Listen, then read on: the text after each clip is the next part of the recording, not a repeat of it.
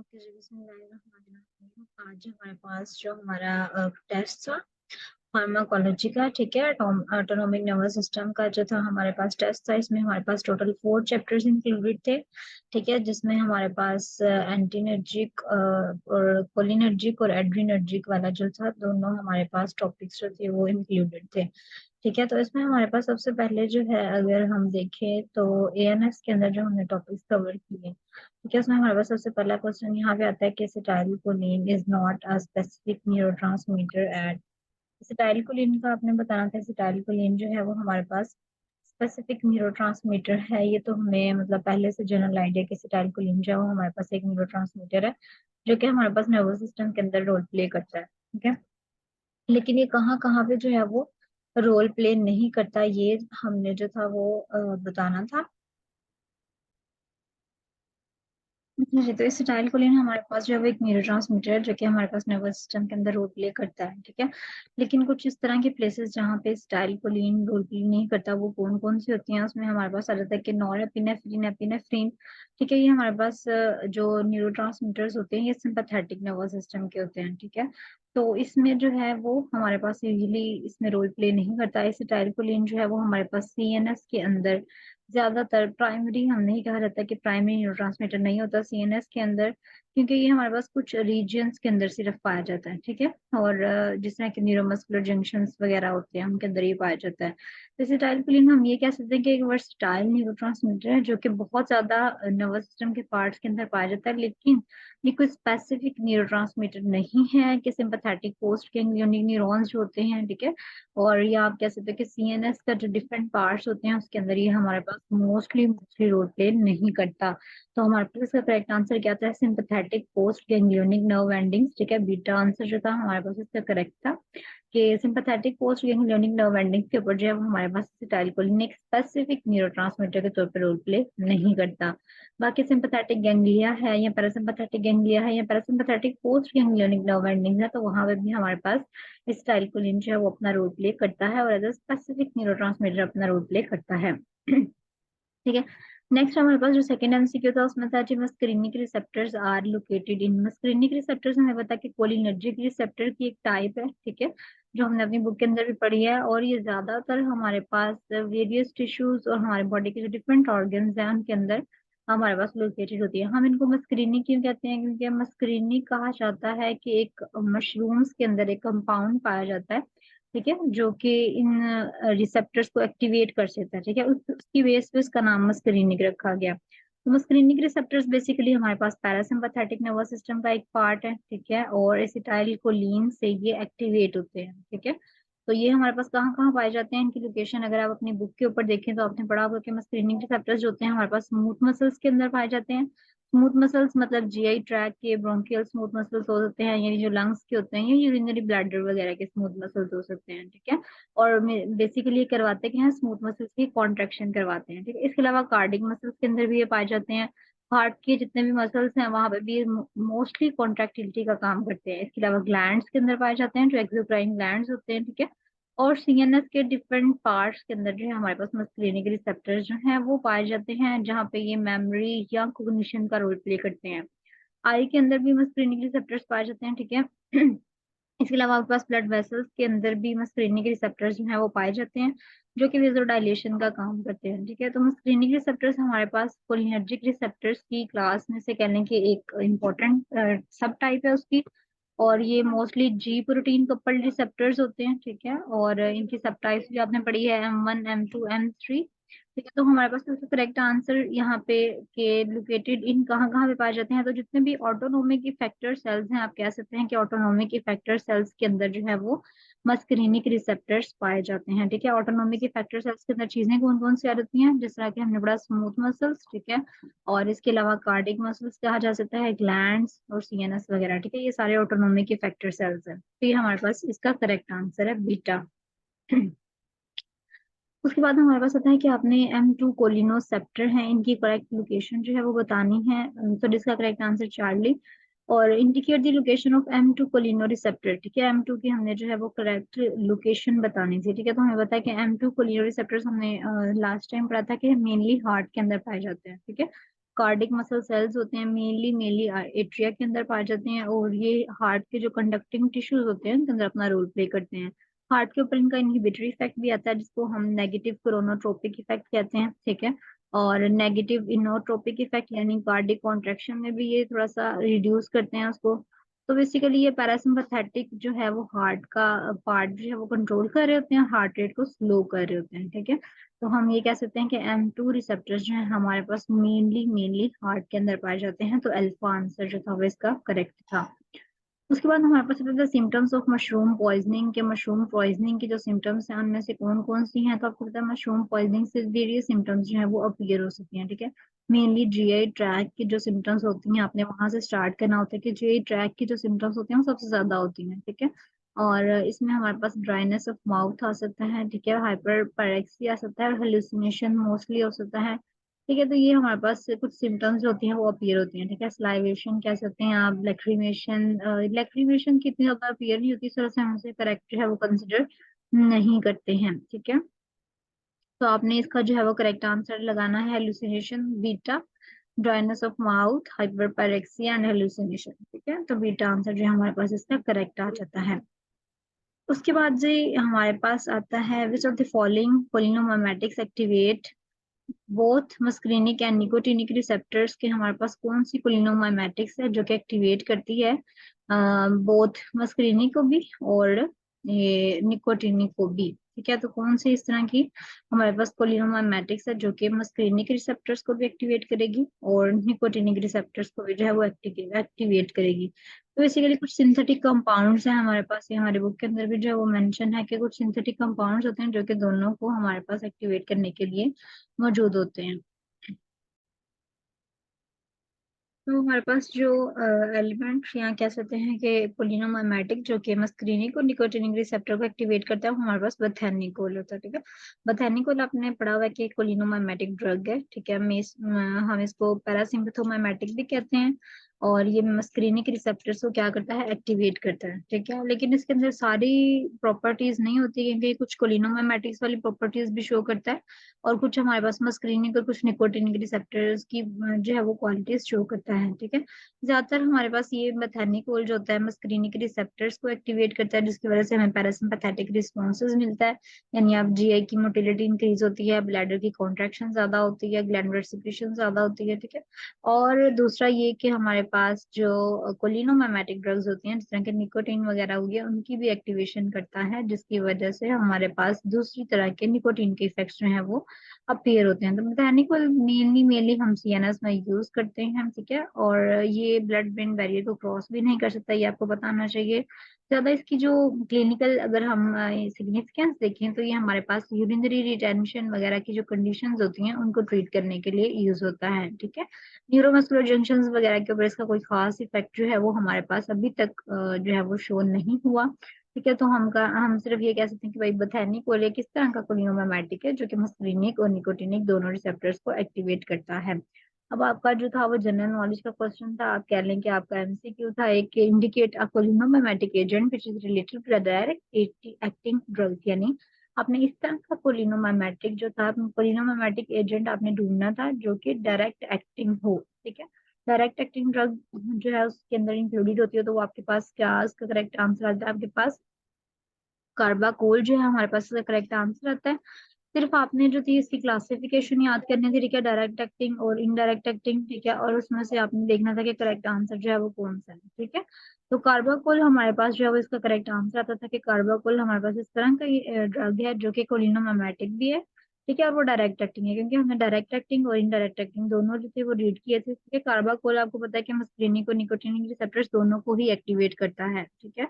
और इसका ज्यादातर हमारे पास आईज के ऊपर इफेक्ट आता है, ये मायोसिस में यानी पिपिल को कंस्ट्रिक्ट करने में ज्यादा रोल प्ले करता है, ठीक है। और इसके अलावा निकोटिनिक रिसेप्टर्स के ऊपर जो है ये ऑटोनोमिक फंक्शंस यानी मसल कॉन्ट्रैक्शन वगैरह करता है, ठीक है, कार्बाकोल जो है। और अगर हम इसके मस्क्रीनिक इफेक्ट्स में देखें तो मस्क्रीनिक इफेक्ट्स में ये स्मूथ मसल्स, कार्डिक मसल्स या ग्लैंड्स वगैरह को जो है उनके ऊपर लोकेटेड होता है, और उनकी कॉन्ट्रैक्शन वगैरह या उनकी सिक्रेशन वगैरह में रोल प्ले करता है, ठीक है।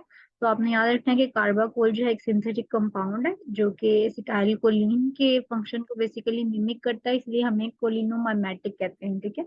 यानी एसिटाइलकोलिन के जितने भी फंक्शंस होते हैं उनको ये मिमिक कर रहा होता है, उनकी कॉपी कर रहा होता है। इस वजह इसके दोनों पे इफेक्ट होते हैं, मस्कुलिनिक भी और निकोटिनिक भी। तो हमारे पास इसका करेक्ट आंसर क्या आ गया, चार्ली कार्बाकोल। उसके बाद है जी, characteristics of carbachol include all of the following except, यानी जो कार्बाकोल की करेक्टरिस्टिक्स होते हैं तो हमने बिल्कुल अभी भी पढ़ा है कि ठीक है, ये इंट्राओक्युलर प्रेशर तो डिक्रीज करवाएगा, इसके निकोटिनिक और मस्कुलिनिक इफेक्ट्स भी होते हैं, ये भी ठीक है। और क्योंकि ये एसिटाइल कोलिन कोलिन को मिमिक करता है ना, तो इस तरह से जब जैसे कि एसिटाइल कोलिन एस्ट्रेज एंजाइम से जो है वो टूट फूट जाती है, उसकी ब्रेक डाउन हो जाती है, तो इसकी भी जो है वो बेसिकली एसिटाइलकोलिनेस्टरेज से जो है वो रेजिस्टेंट होता है ये, और मतलब उससे हो सकती है इसकी ब्रेक डाउन, ठीक है। तो जो चीज हमारे पास यहाँ पे एक्सेप्ट थी कि इट कॉज मिड्रेसिस, यानी ये मिड्रेसिस कॉज नहीं करती, बल्कि हमने अभी भी पढ़ा कि कार्बाकुल मायोसिस कॉज करता है, यानी हमारे पास जो आइस की कॉन्ट्रैक्शन होती है उसका काम इसने करना होता है, ना कि रिलैक्सेशन का काम करना होता है। इसने पीपल को कॉन्स्ट्रिक्ट करवाना होता है, ठीक है, इसने पीपल को कॉन्स्ट्रिक्ट करवाना होता है, ना कि उसकी रिलैक्सेशन करवानी होती है। तो हमारे पास इसका बीटा आंसर जो था वो करेक्ट था। कार्बाकुल की ये सारी करेक्टरिस्टिक्स हैं, लेकिन जो बीटा ऑप्शन है इसमें से एक्सक्लूडेड हो जाता है, ये मायोसिस कॉज करती है, ना कि मिड्रियासिस कॉज करती है। उसके बाद जी इसका तो बीटा हो गया। पैरासिम्पथोमेमेटिक ड्रग्स जो है वो क्या कॉज करती हैं, पैरासिम्पथोमेमेटिक ड्रग्स हमारे पास आ जाती हैं जो कि क्या कॉज करती हैं जी, ब्रोंकोडाइलेशन आ जाता है इसका हमारे पास, ब्रोंकोडाइलेशन कॉज करती है, मिड्रेसिस कॉज करती है, ब्राडिकार्डिया है, या आप कह सकते हैं कि कॉन्स्टिपेशन वगैरह का जो है वो प्रोसेस करती हैं, ठीक है। तो आपने देखना है कि आपके पास जो पैरासिम्पथेटिक ड्रग्स हैं, ठीक है, उनका क्या क्या फंक्शन जो है वो आपकी बुक के अंदर मेंशन है, ठीक है। जो जो फंक्शन आपके बुक के अंदर मेंशन है उसके अकॉर्डिंग आपने इसको मैच करते जाना है, और इसका जो है वो करेक्ट आंसर आपने उसके अकॉर्डिंग जो है वो लगा देना है। या पैरासिम्पथोमेटिक ड्रग्स की अगर हम बात करें तो इनको हम कोलिनोमेमेटिक्स कहेंगे, और ये क्या करेंगी, पैरासिम्पथेटिक नर्वस सिस्टम को स्टिमुलेट करवाएंगी। Parasympathetic nervous system rest and digest का फंक्शन परफॉर्म करता है, ठीक है। तो पैरासिम्पथोमेटिक्स की जितने भी फंक्शंस होंगे वो क्या होंगे कि आपके हार्ट रेट को स्लो करेगी, यानी ब्रैडिकार्डिया कर फंक्शन परफॉर्म करेगी, ठीक है। पीपल को कॉन्स्ट्रिक्ट करेगी, यानी मायोसिस करेगी, मिड्रेसिस तो यहाँ से कैंसिल हो गया।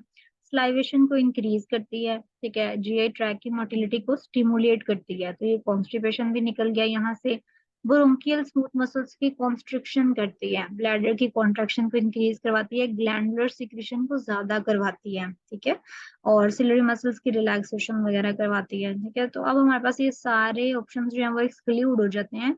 सिर्फ जो ऑप्शन हमारे पास रहता है यहाँ पे ब्रेडिकार्डिया का ऑप्शन रहता है, ठीक है। चार्ली ऑप्शन हमारे पास यहाँ पे आता है, यानी हार्ट रेट को स्लो करती है। Parasympathetic nervous system rest and digest का सिस्टम है, तो इसने हार्ट रेट को स्लो करना है, तो चार्ली ऑप्शन हमारे पास करेक्ट आ जाता है।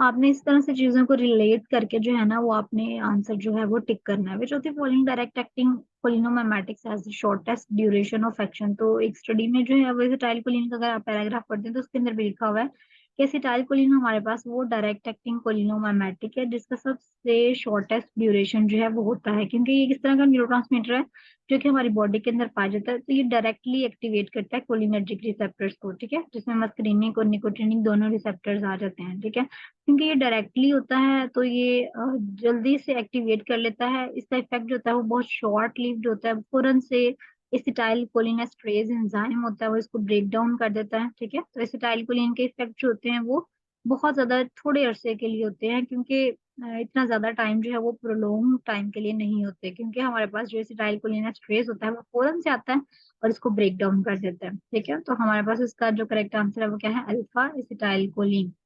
बथानिकोल has all of the following properties. Bethanechol की हमने पहले ही ड्रग को देखते ही आपके जिन में आ जाना चाहिए कि बथानिकोल क्या थी। बथानिकोल हमारे पास एक कोलिनोमेमेटिक ड्रग है, ठीक है। कोलिनोमेमेटिक ड्रग का मतलब क्या है कि पैरासिम्पथोमेमेटिक इफेक्ट्स रखेगी। पैरासिम्पथोमेमेटिक इफेक्ट्स का मतलब क्या है कि मतलब मस्करीनिक रिसेप्टर्स को एक्टिवेट करेगी, क्या मस्करीनिक रिसेप्टर्स को एक्टिवेट करेगी, तो इसका मतलब ये है कि इसके अंदर हमारे पास कौन कौन सी प्रॉपर्टीज आएंगी कि ये मस्करीनिक रिसेप्टर्स, यानी ये जीआई ट्रैक की जो है मोटिलिटी को बढ़ाएगी, ब्लैडर की कॉन्ट्रैक्शन को इंक्रीज करेगी, ग्लैंडुलर सिक्रीशन को इंक्रीज करेगी, ठीक है। ये हमारे पास इसके इफेक्ट्स आ जाते हैं। उसके बाद हमारे पास आता है कि जी ये क्या क्या इफेक्ट परफॉर्म कर सकती है। निकोटिनिक के ऊपर तो इसने इतना ज्यादा इफेक्ट परफॉर्म नहीं करना, ठीक है। ब्लड ब्रेन बैरियर को भी इसने रीडली क्रॉस नहीं करना। तो हमारे पास इसका जो करेक्ट आंसर आ जाता है, it exerts both nicotinic and muscarinic effects. हमने पहले पढ़ा था कि बथानिकोल जो है वो दोनों के ऊपर थोड़ा थोड़ा इफेक्ट जो है वो परफॉर्म करते हैं, बेशक मिनिमल इफेक्ट होता है, लेकिन यह है कि दोनों के ऊपर, मस्करीनिक और निकोटिनिक के ऊपर जो है वो इसके इफेक्ट होते हैं। ऑल्दो जो निकोटिनिक के ऊपर इफेक्ट है हमारे पास इसके इतने ज्यादा नहीं होते, क्योंकि हमने आगे पढ़ा कि बथानिकोल को जब हम अपनी बुक के अंदर पढ़ेंगे ना, तो आपके पास मस्करीनिक इफेक्ट्स आएंगे, ठीक है, निकोटिनिक इफेक्ट्स आपके पास नहीं होते इसके। तो आपने यहाँ पे टिक करना था कि मतलब इसमें से सारी प्रॉपर्टीज हैं बथानिकोल की, सिर्फ एक नहीं है, तो आपने कहना कि बथानिकोल के पास सिर्फ मस्करीनिक इफेक्ट्स होते हैं, निकोटिनिक इफेक्ट्स नहीं होते, क्योंकि बथानिकोल क्या है, हमने पहले पढ़ा, एक कोलिनोमाइमेटिक्स है, ठीक है, पैरासिम्पथोमाइमेटिक है, और ये मस्करीनिक रिसेप्टर्स को एक्टिवेट करता है, निकोटिनिक को एक्टिवेट नहीं करता। तो आपके पास इसका डेल्टा ऑप्शन करेक्ट था कि बथानिकोल सिर्फ मस्करीनिक रिसेप्टर्स को एक्टिवेट करता है, इसके मस्करीनिक इफेक्ट्स आते हैं, निकोटिनिक रिसेप्टर्स को एक्टिवेट नहीं करता, इसके निकोटिनिक इफेक्ट्स नहीं आते हमारे पास, ठीक है। उसके बाद which of the following cholinomimetic is indirect acting, तो ये आपके पास एक जनरल नॉलेज का ये एमसीक्यू का क्वेश्चन था, आपने अगर क्लासिफिकेशन अच्छे से याद किया तो आपको पता चल जाएगा कि इनडायरेक्ट एक्टिंग में आपके पास वैसे सबसे इंपॉर्टेंट नियोस्टिग्मीन होती है, ठीक है, इनडायरेक्ट एक्टिंग कोलिनोमाइमेटिक में ना, अगर आपको इसमें से नियोस्टिग्मीन ऑप्शन होता तो हम उसको सबसे पहले टिक करते हैं, क्योंकि ये एक रिवर्सिबल एसिटाइलकोलिनेस्टरेज इनहिबिटर होती है, और ये बेसिकली एसिटाइलकोलिनेस्टरेज को ब्लॉक कर देती है, ठीक है।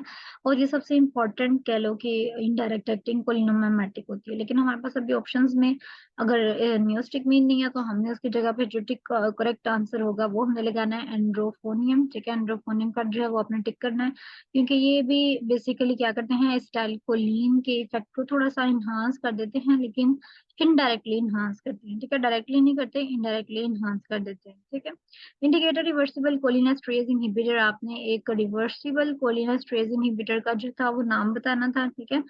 सिमिलरली फाइसोस्टिग्मीन जो होता है वो सबसे इंपॉर्टेंट है, आपने क्लासिफिकेशन से क्वेश्चन था कि रिवर्सिबल कोलिनेस्टरेज इनहिबिटर ये क्या करेगा, एसिटाइलकोलिनेस्टरेज की एक्टिविटी को ब्लॉक कर देगा, ठीक है। एसिटाइलकोलिनेस्टरेज क्या है, जो कि एसिटाइलकोलिन की ब्रेक डाउन करता है, ठीक है, साइनेप्टिक लेफ्ट के अंदर एसिटाइलकोलिन की ब्रेक डाउन करता है, वो एंजाइम होता है एसिटाइलकोलिनेस्टरेज, ठीक है। अगर ये इनहिबिशन हो जाएगी तो मतलब एसिटाइलकोलिन साइनेप्टिक लेफ्ट के अंदर ज्यादा हो जाएगा, और अगर ज्यादा हो जाएगा तो फिर हम इसके बहुत ज्यादा इफेक्ट्स जो है वो ले सकते हैं। आपको पता है फाइसोस्टिग्मीन जो है वो मेडिकल सेटिंग्स के अंदर हम ग्लूकोमा की ट्रीटमेंट के लिए भी यूज करते हैं, ठीक है। तो आपको अगर ये क्लासिफिकेशन अच्छे से आता है तो आप बता सकते हैं कि हमारे पास रिवर्सिबल कोलिनेस्टरेज इनहिबिटर कौन सा है, फाइसोस्टिग्मीन।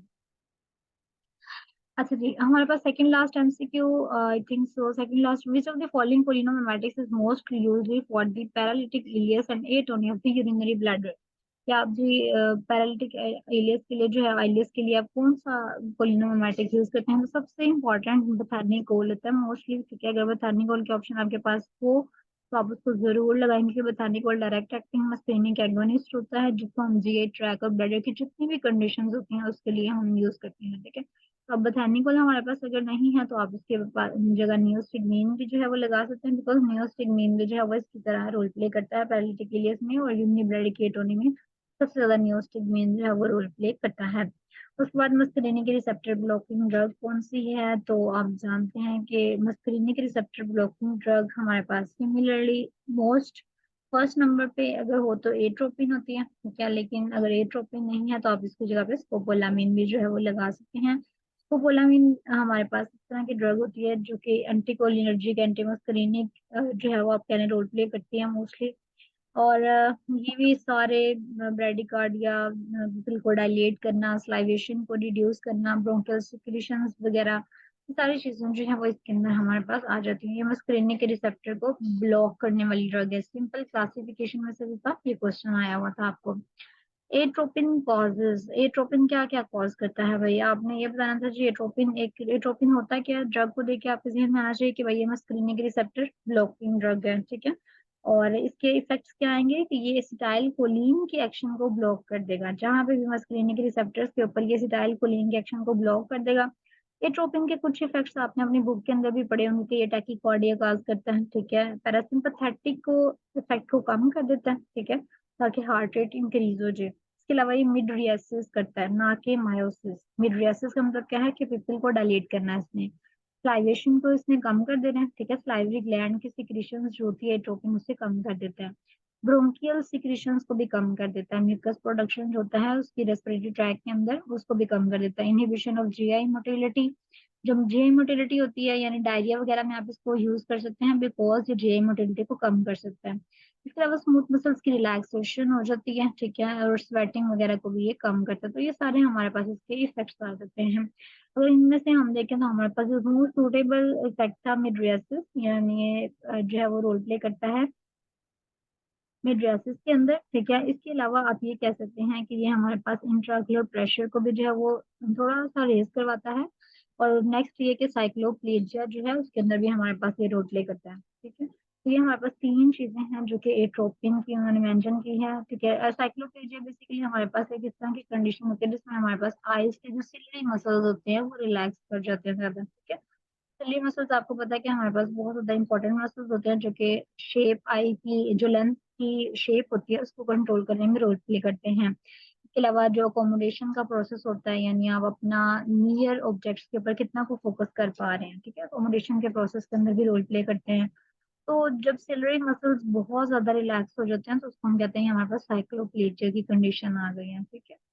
तो ये जो है साइक्लोप्लेजिया ये हम डिफरेंट मेडिकेशंस के साथ जो इंड्यूस होता है जिसमें एट्रोपिन है या स्कोपोलामिन है, ठीक है, तो ये कॉज ये करती है साइक्लोप्लेजिया की कंडीशन का। हमारे पास करेक्ट आंसर है बीटा, ठीक है। तो ये आपके पास टोटल एमसीक्यूज थे सारे इसके, और इसके करेक्ट आंसर्स भी हमने जो है वो मार्क कर लिए हैं।